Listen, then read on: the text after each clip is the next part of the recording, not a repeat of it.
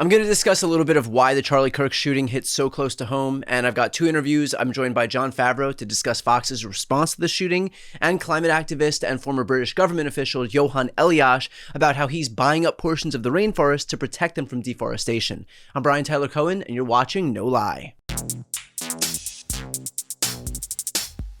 A political commentator, Charlie Kirk, was shot and killed this past week. I've seen all the hot takes. I'm not here to give mine. I also don't think that all of my opinions fit neatly into one category. I agree that his political views were utterly reprehensible. I agree that he spent years dehumanizing people of color, LGBT people, and other marginalized communities. I agree that he used the same violent rhetoric that his critics are now using to justify the violence against him. I agree that it's stunning to watch the right wing shrug off the senseless school shootings that happen all the time, including on the literal same day as the Kirk shooting, but suddenly recognize the tragedy of gun violence when a Republican political operative is the victim of it. I agree that no one deserves to be killed for their political beliefs. I agree that it's heartbreaking for his children. I agree that these shootings make everybody, left, right, and center, less safe. I'm sure that there's something in there to piss everybody off, and that's kind of what I want to talk about here. I want to discuss a little bit of my experience since I'm a political commentator in a world where another political commentator was just shot and killed. So I am terminally online. My daily screen time on the phone is about 10 hours per day, usually more. That's not including my laptop, which I'm also on all day. I've experienced firsthand the degrading effects of staring at and consuming political content every day, 7 days a week, 365 days a year. I'm not saying that it's not justified. It's my job. I have to be online, but I've felt how it's chipped away at my mental health. I've seen how the internet is where nuance and moderation go to die. And most importantly, I see how hatred pervades these spaces, how that's what goes viral and how kindness or optimism disappears like a fart in a hurricane. I also know that there are people who are going to say that I'm guilty of the same thing, that I exploit the same phenomenon, that I spend all day railing against Trump and Republicans. And to a degree, it's true. I think that Donald Trump is one of the most evil men in the history of the United States, and I feel the same way about the people that he's surrounded himself with. I try to give leeway to his voters, who in many cases I feel have been manipulated by a combination of a really sophisticated right-wing media machine and the time-tested tradition of demagoguery. My North Star in politics is to preserve democracy, to combat climate change, to usher in universal health care, and to ensure that every American has a basic minimum standard of living. I think that people who stand in the way of that, of which I included Charlie Kirk, are dangerous and selfish and anti-democracy. I have always and will always use my platform to fight against people who seek to weaken this country in deference to Trump and his oligarchs that he surrounds himself with. I don't think that makes me the liberal equivalent of Charlie Kirk, who has advocated for brand-sponsored televised executions, who's called the Civil Rights Act a mistake, and who said things about Black people that should have him peacefully excommunicated from civil society. But still, there are plenty of people who think that I'm the same as him, just on the left. Which brings me to this moment. This is a much more dangerous world for someone like me today than it was last week. I don't know how that's going to affect my willingness to spend 14 hours a day making content. I don't know how it's going to affect my willingness to go anywhere in public. I don't know how it's going to affect my willingness to engage with the other side on social media. I don't know what anything is going to look like tomorrow or next week or next month. But I can say with absolute certainty that these online spaces are breaking people's brains. To be clear, that in no way negates the effect that Kirk's own rhetoric played and the effect that our insanely weak gun laws play. But the sad reality is that A, while Republicans are in power, nothing will change the ease with which guns are available. And B, social media incentivizes extreme and divisive rhetoric. So there is no incentive to tamp anything down. Now, we can't do anything about those two things, but I do think that we all have some agency in terms of being online and exposing ourselves to the worst that humanity has to offer, which, to be clear, includes the kind of rhetoric that Kirk himself espoused. I know that this was all kind of freewheeling, and the truth is that I'm having a lot of trouble processing a lot of what's happened over the last few days. But I suppose the only way that I can be helpful right now is to offer a warning about the exposure that we all have to a certain type of dangerous rhetoric that is ushering in an era of violence that portends really poorly for the future of this country, and I legitimately hope that we can find our way out of this. Next up are my interviews with Jon Favreau and Johan. No Lie is brought to you by Everyday Dose. Now, for those of us who are looking to take care of ourselves, there are plenty of supplements on the market to be able to do that. But supplement stacks are expensive and they're hard to keep up with. Everyday Dose is affordable and covers all of your bases in a cup of coffee. It takes 30 seconds to make, and you get coffee plus a bunch of supplements with vitamins, minerals, and amino acids. Everyday Dose is coffee plus benefits. It combines 100% Arabica coffee with powerful ingredients like lion's mane and chaga, collagen protein, and nootropics to fuel your brain, boost focus, and give you clean, sustained energy all day long. No crash, no jitters, just clean, sustained energy. 2 products here to highlight, Coffee Plus and Coffee Plus Bold. Coffee Plus is a mild roast, light and smooth, low acidity, which means it's easy on sensitive stomachs, and it has mellow energy. Coffee Plus Bold is a rich blend of medium roast 100% Arabica coffee, robust and full-bodied, yet smooth. Extra boost of energy. Both are 100% Arabica coffee, have functional benefits, and are mold-free. Everyday Dose does third-party testing. Get 45% off your first subscription order of 30 servings of Coffee Plus or Bold Plus. You'll also receive a starter kit with over $100 in free gifts, including a rechargeable frother and gunmetal serving spoon by going to everydaydose.com/BTC or entering BTC at checkout. You'll also get free gifts throughout the year. That's everydaydose.com/BTC for 45% off your first order. No Lie is brought to you by Hims. You may have heard of Hims for their online treatment options for personal health issues and hair loss, but did you know you can also access treatment for weight loss, skincare, and more?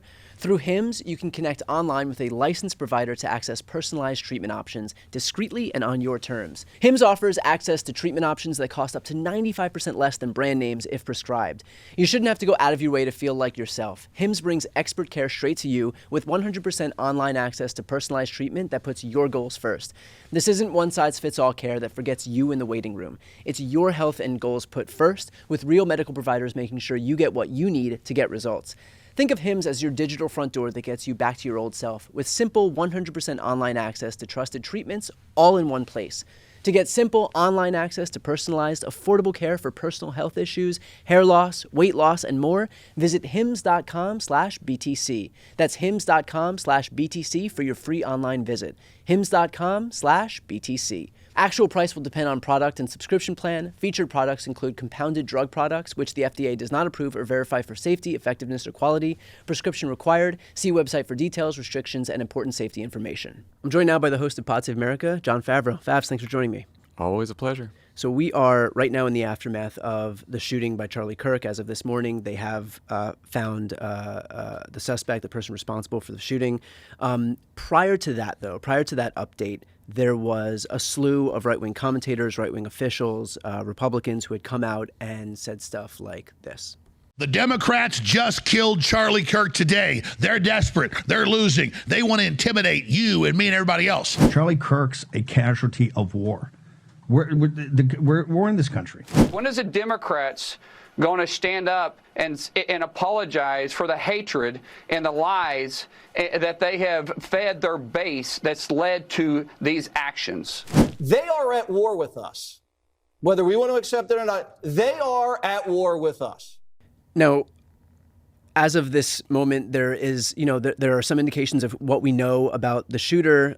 Has 2 Republican parents, steeped in online culture. I think like the one thing above all else is that this guy is just terminally online. As is the case with a lot of these shooters that we see, there isn't some cogent political ideology. In a lot of these cases, it's just somebody who is fucked up enough to be able to do this in the first place, right? And yet that hasn't stopped, I think, a lot of what we're seeing from, these figures, which is to kind of use an already violent moment to further inflame tensions.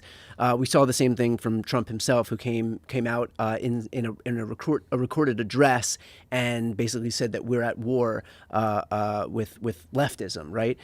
So how are you thinking about like what the practical impacts of that kind of rhetoric are going to be? I mean, I certainly don't think it's going to turn the temperature down or lead us to a better place in any way. I mean, I think the Wall Street Journal ran that story about like maybe there's markings that are trans ideology. I don't even know what the fuck that is, or anti-fascist. And so my takeaway is that yesterday, Thursday, everyone jumped to conclusions about the shooter's motive with very incomplete information. And now we have a little bit more information, but it's still incomplete. So I don't really want to jump to the shooter's motives either. We're like, because they caught him alive and he's got a family, and apparently, and I believe they said he's talked to his family about some of this stuff. So it sounds like we're going to find out. Yeah. But I do think like whether the shooter was a left-wing guy, a right-wing guy, someone with, and I said this on the pod yesterday, someone with complicated, weird ideological beliefs that could be conflicting. What matters is that this, for all we know, one person pulled the trigger here. And to Jesse Waters and Donald Trump and all those people that we just saw saying that Democrats are at war and Democrats hate it, we're not at war. We want you to lose in the next election. Yeah. I don't like what you say. I think it's insightful. I think that Donald Trump is an authoritarian who is trying to consolidate power right now. But I think that we approach that with nonviolent opposition, and I believe strongly in that. So, and the reason I just bring that up, because it sounds kind of obvious, is like I do think the best way to contrast with that is to show everyone in this country we're not the people looking for war. We are not the people.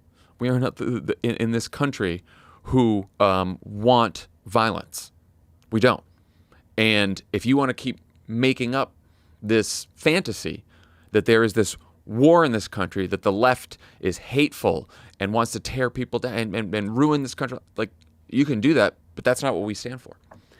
Is there some concern, though, given like how bifurcated our media ecosystems are, that if you're watching Fox News, if you're consuming, like a lot of concern. Donald Trump's addresses where he's saying this, Megyn Kelly saying the same thing, Jesse Waters saying the same thing, these Republican lawmakers saying the same thing, that still the takeaway for a lot of the people consuming all of this content is going to be the polar opposite of what you just said. Yes. Yeah, I have a lot of concern about that, and I don't know what to do about that. Yeah, because I mean, it's like this, it's this massive asymmetry here, where one side is saying that the other side is advocating for something, but the problem is that those people are not consuming the other side's views and commentary and beliefs, and so their takeaway is just that is only based on basically how the right paints the left and not what the left is actually saying.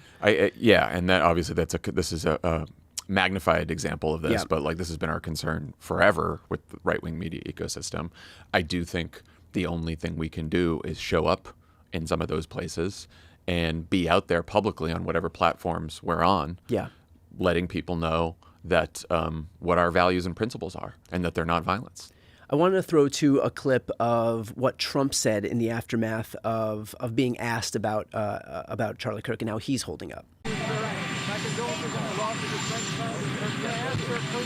How are you holding up over the last 3.5 days? I think very good. And by the way, right there, you see all the trucks. They've just started construction of the new ballroom for the White House, which is something they've been trying to get, as you know, for about 150 years. And it's going to be a beauty. It'll be an absolutely magnificent structure. And I just see all the trucks. We just started, so it'll get done very nicely, and it'll be one of the best anywhere in the world, actually. Look, we all grieve differently. Obama, in the aftermath of the Sandy Hook shooting, I think Obama had a reaction that I think spoke to the vast majority of this country, virtually all of the country. And then you have this reaction from Trump in the aftermath of Charlie Kirk shooting.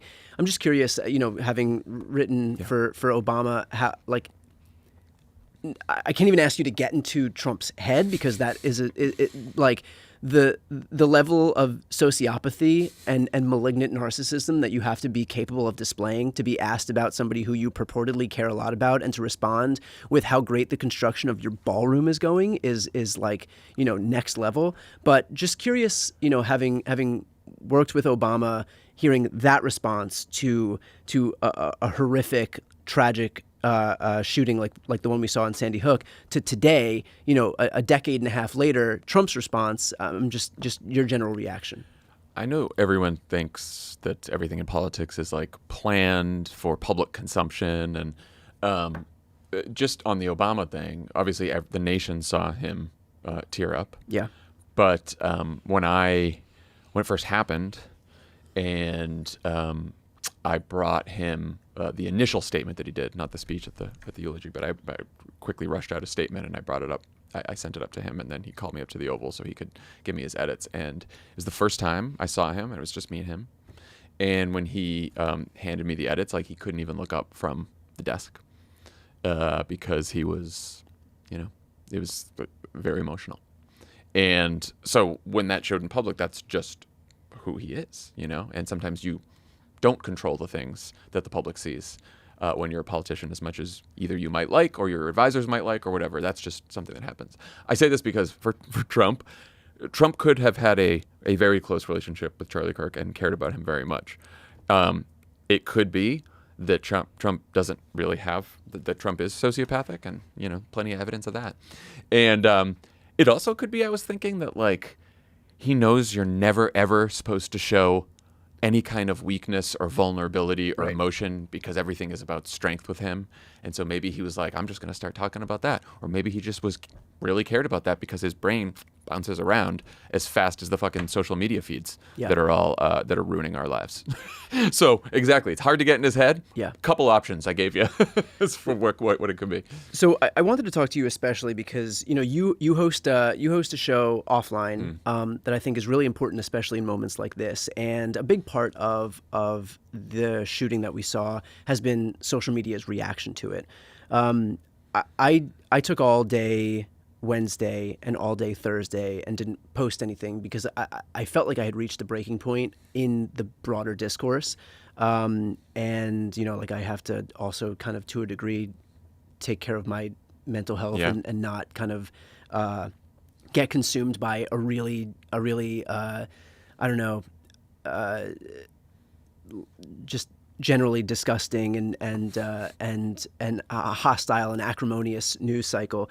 I want to put on the screen here the Utah Governor Spencer Cox offering a few words, and then talk to you about kind of a little bit of what you've spoken about on Offline. We are not wired as human beings biologically, historically. We have not evolved in a way that we are capable of processing those types of violent imagery. And by the way, we've seen another one with a gruesome stabbing very recently that went viral. This is not good for us. It is not good to consume. Social media is a cancer on our society right now. And I would encourage people to log off, turn off, touch grass, hug a family member, go out and do good in your community. So I'm joined by social media's Jon Favreau. It's How are you thinking about this? Because you are as online as anybody can be, but you also host a show called Offline about the virtues of doing exactly what the Utah governor said, which is to take time, to touch grass and actually surround yourself with regular human beings. And I remember about a year ago, I had asked you, maybe even longer than that, I had asked you if anything that you'd heard while doing Offline, if any guest you'd spoken to while doing Offline, if there was any evidence to point to the fact that it was beneficial to your health, or whatever it may be, that there was any virtue to being online even more, and the answer was no. Like nobody that you'd spoken with said that being on, the more that you're on, like that there is in any way a positive relationship between being online and like having any semblance of mental health. But I'm curious, in given the response that we've seen from this shooting, which is for a lot of people to just kind of devolve further into their corners and use it basically to defend their prior beliefs or whatever it may be, how you're thinking about just the broader state of social media. Social media is a cancer. Governor Cox is correct. It promises it promises connection. It gives you the illusion of connection. You are not really connecting with human beings the way that you connect with human beings in real life. But it is hard to see that, which is why people keep going back to it. So it is also the temptation of connection, for example. And I think part of this is the way that the media environment has broken down. I mean, I was in a family where if there were big events, something happened in the country, like there was some almost solace in gathering around the television together and knowing that the whole country was watching, whether it's an election, whether it was a tragedy, whether it was whatever it may be, that the whole country was watching that too. And you sort of felt this connection there. And I think that's an important sort of human need and human impulse. And I think, I mean, for me, I am still on social media despite hosting the show, and everyone, I know a lot of our subscribers are like, "Oh, his brain's broken. What does he do? He's like a hypocrite. He talks about it and he doesn't get off." But it's like, first of all, I am fallible. I am as vulnerable to these temptations as anyone else. I also do it for my job, but I do think I've been online the last couple days, and I've been not posting too much, but I've been online, and the reason is this was a sort of a scary thing that happened, a tragedy. And I wanted to see what other people were saying. And I wanted to be around other people who were also dealing with it. So that's why people go on. The challenge is the algorithms will show you, first of all, it's a self-selecting population, right? So the people who are on social media are already more partisan and more ideological than the rest of the country. Right. And then once you're on, it's not like you're all just in a room talking to each other. It's that the algorithm is showing you the most extreme views on either side. And it's also showing you, like Governor Cox was saying, violence, incredible violence, like the video of Charlie Kirk, and to the point where it desensitizes you to violence. It also dehumanizes people. If you are yelling at someone online, if you are arguing with someone online, and you are not seeing their face, you don't know who they are, you're not sitting across the table from them like you and I are right now, then it is easier to not see them as a full person and a full human being. And I think whether this is the case for this killer or plenty of other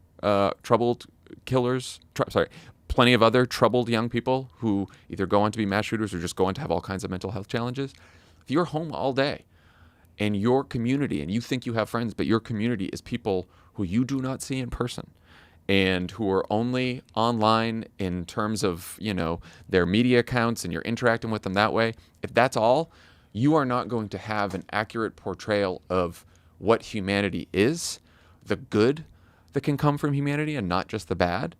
And that's going to, I think it hurts our souls. I really do. Yeah. I think, it's tough because I do think that we need places to meet people and interact with people that we may not meet in person, and I do think we need places to find good information, especially information that's breaking quickly, right? I mean, For us, we do this for a job, but the commentary, the fights, all that kind of shit, it's just, it's a cancer. Yeah. I mean, I was looking at all of this stuff, and I was seeing the way that things were going very quickly, and just kind of like step back, and I was like, it kind of just feels like we're through the looking glass, like it feels like this is like, I don't know, because it can always get worse, get worse. But like watching the ways in which all of the commentary was just, it was so hostile, so acrimonious, and I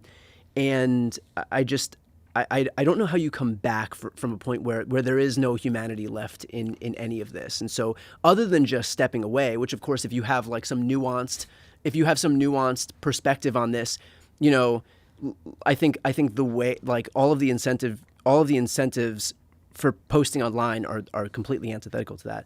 But really the only stuff that's going to bubble to the top is the most hostile takes and the most partisan takes. And so I isn't there some concern that you don't, how do you come back from this in a world where anybody with a nuanced take is going to be either so disgusted with what's going on that they're not going to want to, weigh in, or that even if they do weigh in, it's not going to bubble up in the algorithm because that's not what works online.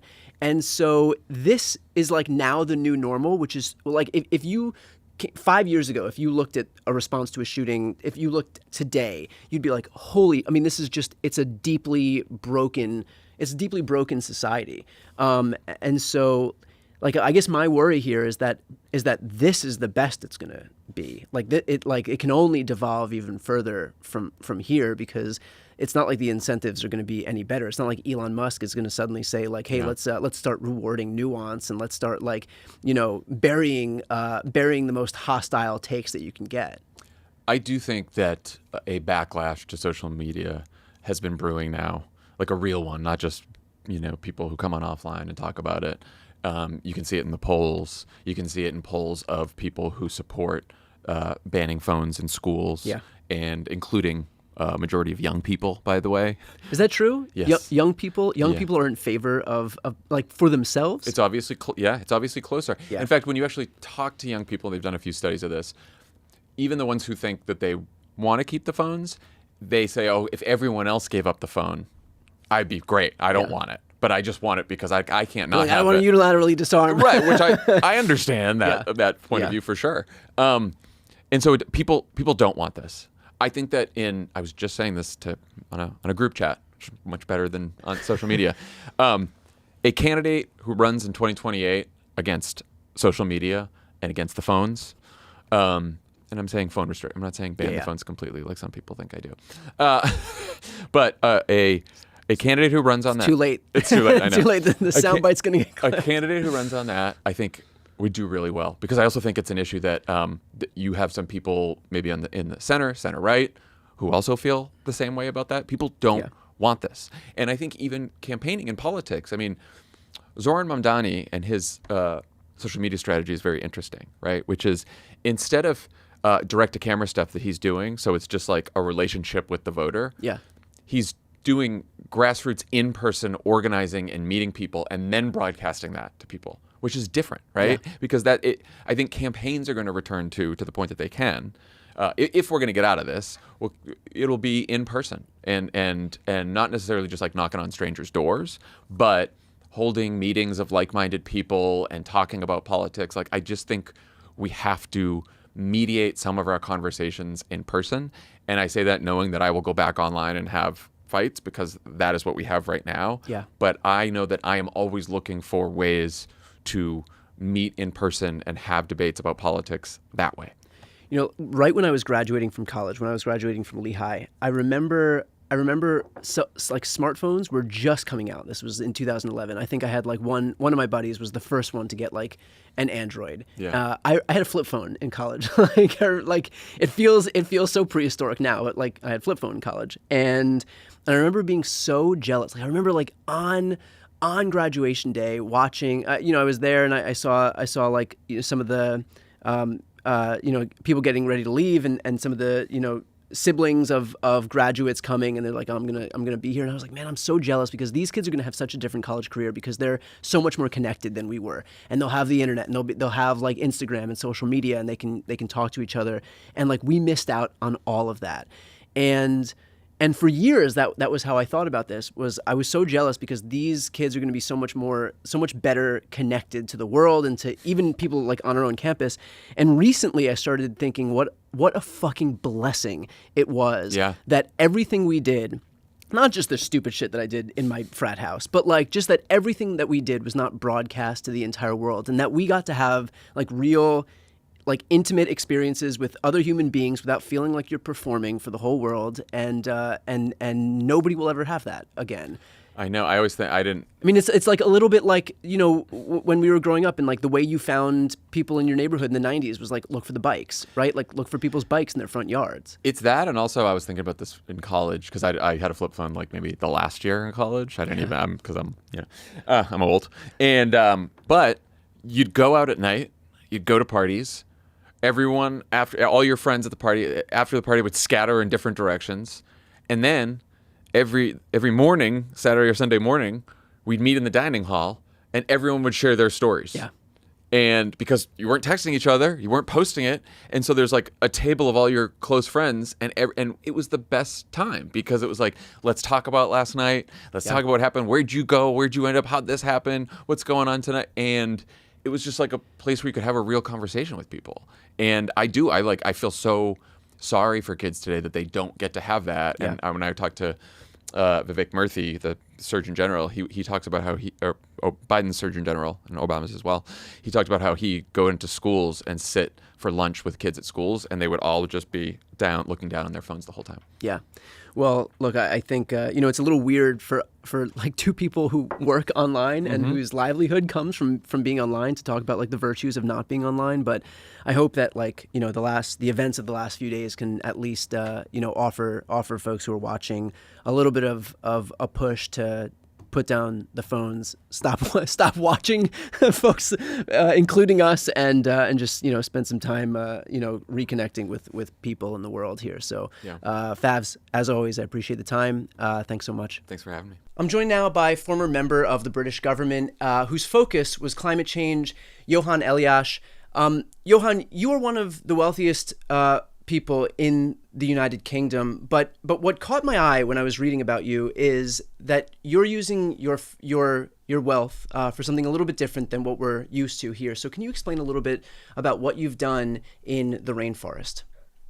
Yeah, so growing up as a kid, I always had a fascination about rainforests, the biodiversity, the life that goes on in the rainforest, and how important it is for the planet. It is, they are the lungs of the earth.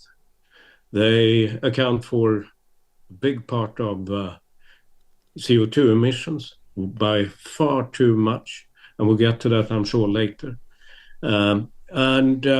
It's the rainforest is so important for our atmosphere, for maintaining the atmosphere, and also for food and water security for billions of people around the planet. So I had an idea that it would be possible to conserve rainforests through a very simple method, and that was simply to give harvesting rights to fruits and nuts in the rainforest to the local indigenous population.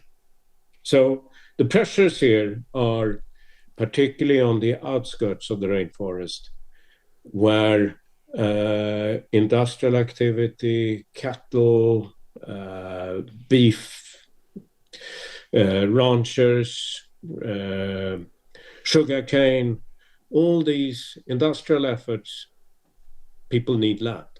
And in the end, it's about land use. And by making the local indigenous population, giving them a livelihood that mattered to them, they became the custodians of the rainforest. And this has been going for 20 years. The deforestation rate has gone down to 0. It also became part of a UN protocol, which is called Reduced Emissions from Degradation and Deforestation, which has been going for quite some time. The only problem is, and this was instituted in the Paris Agreement in 2015, is that there is no funding available for it. So governments around the world have not provided any funding to make this happen, which is sad. So this is where private individuals can make a real difference. Other people like me could do more in this area, and it would be very impactful and can actually immediately contribute to solving this problem, which for mankind is an existential threat. So basically, you have the rainforest that was being, well, you have the rainforest that is at risk of deforestation. You decided to step in on an individual basis and buy up portions of the rainforest and then allow usage of that land to indigenous tribes. But in effect, it would protect that land from being deforested. Is that correct? Exactly. So what I did here is to make this the local indigenous people's livelihood. So they really cared, because this is what they live from. And this has made an economy, a microeconomy, in these land areas where people live off this, and it works. And this you can do anywhere on the planet. You can do it in Africa, you can do it in the Congo Basin, for instance. You can do it in the Far East. It's the same formula, and it's a very simple, easy formula. Has the government in Brazil, for example, been a good partner for you in terms of doing this, or is this, or has the government in Brazil been hostile to these actions, or have they allowed more of this deforestation to occur? So the Brazilian people care deeply about the rainforest. This is something they care probably more about than even soccer games. And that tells you something. Unfortunately, it's not quite the same with the politicians. Right. And this has become for other reasons, whether it's party political funding for most of the political parties, and also a bit of posturing when it comes to the climate change convention of parties. And here, out of interest, I'd point out that they are the only nation with rainforest who are not a member of the coalition of rainforest nations, which tell you something. They want to do their own thing, and they think that they should not be bullied into anything by rich industrialized nations. And of course, they shouldn't be bullied into it. But we have a problem that we can only solve together. Industrialized nations, developing nations, and rainforest nations must come together to solve this problem. Aside from folks like you, individuals who are buying up portions of the rainforest in an effort to protect them, is there any valid or effective campaign to protect these areas that, to your exact point, are existential to the continuation of humanity? I mean, if you think about it, it's so stupid. I mean, here we are, we breathe every day, we take that for granted. And the rainforest is critical for the atmosphere. And without an atmosphere, we vanish immediately. Right. So if we had any sense, we would prioritize this, but we don't. So all we can do here is spread awareness, put pressure on governments, politicians to make things happen.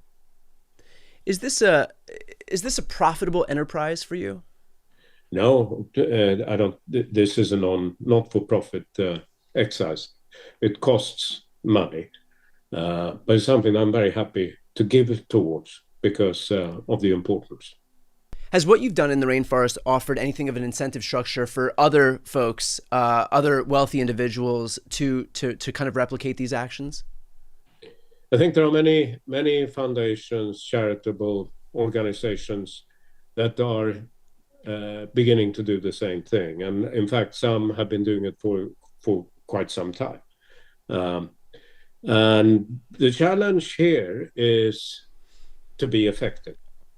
And this is why I founded something called Cool Earth, together with a British politician called Frank Field, later Lord Field. And the idea was to replicate what I had done, but make it available to individuals. And that organization is called Cool Earth, www.coolearth.org. And it basically does the same thing on all continents, and making it possible for individuals through small contributions to make a difference. Is that effort able to withstand maybe more hostile actions by the government? If the governments decide to come in and usurp this land that the individuals have purchased, has that been able to withstand anything like that, or has it not even gotten to that point?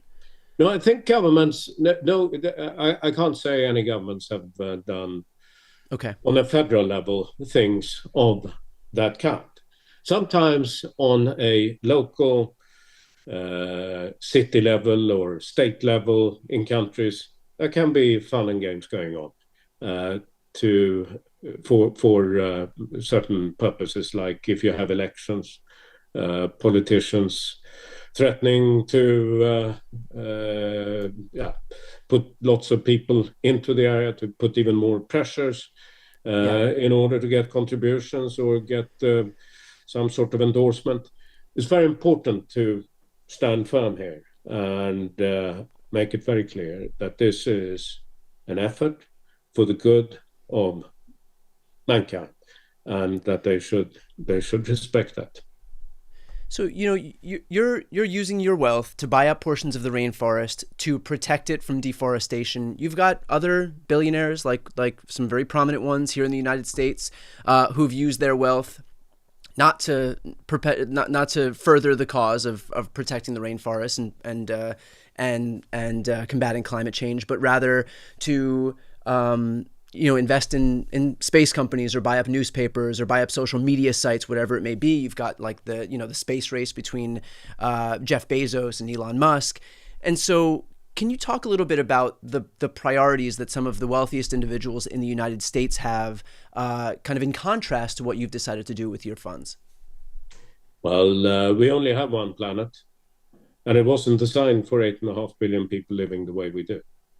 And herein lies the problem. And if we don't do anything about these issues, and we already see with these severe weather impacts that we get, which, with great loss of life, great destruction, and this is something we must prevent. And the biodiversity is one thing. The other one is if you cut rainforest in one place, rain starts falling in new places, perhaps the wrong places. You get migration, you get conflicts, it leads to wars. Yeah. And that's happened many times throughout the history, and recently the Darfur crisis, you can draw direct correlation between deforestation and that conflict, which led to the loss of 2 million lives. What do you attribute the apathy among the folks who do have the wealth and the power to do something about climate change? What do you attribute that apathy to? I think people pick causes which are close to their hearts and minds, and I think here it's, in my case, I picked this particular cause because I had a passion for the rainforest since childhood, but also because I saw how impactful my contributions could be. And it created awareness, it created a formula to build upon. And of course, the more people that do the same as I do, the better it will be for the planet and for mankind. I mean, the planet will always be here, but the planet is very unique. There is no other planet Earth, maybe not in the entire reachable universe. Even if we come up with an Alcubierre drive or something spectacular so we can travel at the speed of light.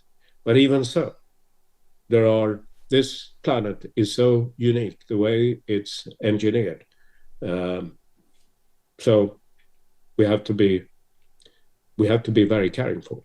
Do you think it's misguided then for someone like Elon Musk to spend the majority of his time focusing on interplanetary travel, when the reality is that, you know, if humanity has any chance of surviving, it's going to be here, and that the efforts would be better placed not ushering in right-wing governments that deny the existence of climate change, and spending money on other projects that ultimately are just for-profit ventures, when you've got, you know, this existential risk staring us right in the face, and in fact, you know, helping right-wing governments is only exacerbating the acceleration toward that existential crisis. Exactly, and if we look here, there is nowhere we can go through interstellar travel that will provide the premises for inhabitation. There's no other planet like that. I mean, there is an argument that you could stand at 30,000 feet above Venus, and maybe you can breathe for 5 minutes, but that's the only place, yeah. Right? Mars doesn't have a magnetosphere, so we would have to artificially induce that. Otherwise, we'd be radiated there. We always have to wear suits. There aren't any other places. So we really have to be careful. We have, our solar system here is what we got, and that is what we're confined to. What we can do is perhaps put solar stations in space. And that is where the development, and if we can bring the payload cost down significantly, it would be more economical to put solar stations in space. And that's reality. That is where that can be a great contributor. As climate change continues to exacerbate the effects of extreme weather, whatever it may be, as we continue to see record temperatures every single year. Have you seen an acceptance from right-wing governments that have historically denied the existence of climate change, oftentimes in deference to oil and gas? Have you seen more of an acceptance from these governments or a willingness to actually do something about it? Well, I mean, no one can say climate change doesn't exist, because climate change, that has been a natural phenomenon. I can find you quite a few American lawmakers who would be perfectly content to say as much. No, I know, and I've had plenty of discussions with them. But when you explain to them that this planet has been around for 4.5 billion years, and we've had climate change ever since, and if it wasn't for climate change, we wouldn't be here. Because the climate change actually provided us with the environment where we can live as organisms.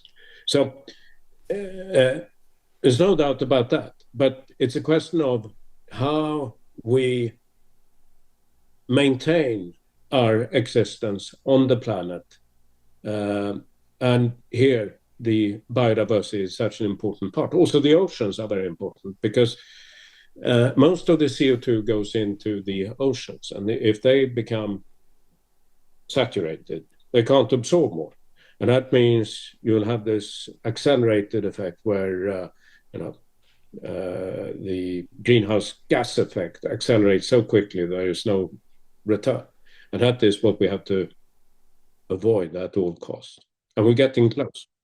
So we're contending with deforestation of places like the rainforest that are essential to combating climate change. We're contending with the prospect of the saturation in the oceans of CO2, and so there are all of these problems bearing down. If you had a magic wand, if you had the ear of every single government on Earth, what would be the steps that you would take to take serious action toward combating climate change in the way that we actually have to? Not these bullshit incremental steps that may last 1 year, but then we have another government comes in and undoes all of that work, or starts funding fossil fuel companies, whatever it may be. What would be the steps that you could actually take to truly combat this in the way that it needs to be combated? Well, it doesn't have to be painful. It's just very simple. We need to put more focus on technology, number one. And we have to invest more in renewable energy sources. There is very promising technology, and I mentioned earlier putting solar stations in space, accelerate even more solar panels. And the more we do that, the economies of scale will bring the cost down even more. And let's say we get way below current oil price at $60 a barrel. Let's say we get that to $30, $40. The governments don't have to do anything more, because this is a no-brainer for everybody. They will do it. But we need to get to that point where it becomes a self-fulfilling investment, in a sense, where people just do it because it doesn't make sense to use oil. For some things, we are going to need oil for some, or petrol, like aircraft. That's not going to change in a heartbeat, but maybe 20 years from now, we can have ceramic turbines. And with technological change, we can get cleaner and cleaner. How are you thinking about America's position in all of this? I mean, this is the country, the country that I'm coming to you from is the wealthiest country in the world. Obviously, a lot can hinge on whether the U.S. decides to move forward with efforts to combat climate change or pull back from efforts to combat climate change. And so how are you looking at the U.S.'s involvement here? I think the U.S. made great contributions. I mean, under Kerry as special envoy, and his effort to make the Paris Agreement happen. We were on a great trajectory, and hopefully that will continue. You can always criticize various initiatives that are taken under the banner of climate change. But one thing, irrespective of whether you believe CO2 has impact or not, biodiversity is something which is undisputable and is also separate from CO2 emissions, in the sense that this is such a vital part of the balance for the oxygen production and the atmosphere. And without the atmosphere, we're gone. So that is a given, that we have to protect biodiversity. It comes before reducing CO2 levels. And finally, we'll finish off with this. For folks who are looking to help in any way, can you talk about how they can best help? Would it be Cool Earth? Cool Earth is great. It's really simple. Cool Earth has been around for 20 years, protected millions of acres around the world. It's a proven formula. And the great thing here is that more than 90%, if not 95%, it goes into actually doing stuff, which has great impact. So it's a very lean organization, which is experienced and know what they're doing. Wonderful. Well, I'll put that link right here on the screen and also in the post description. If anybody watching is looking to do something to help to mitigate the effects of climate change, protecting this land, rainforest land from deforestation, is top on that list. So again, thank you so much for your time. I really appreciate it. Thank you, Brian. Thank you. To listen to the audio version of this episode, that link is right here on the screen. And of course, to see more of my content, the subscribe button's on the screen as well.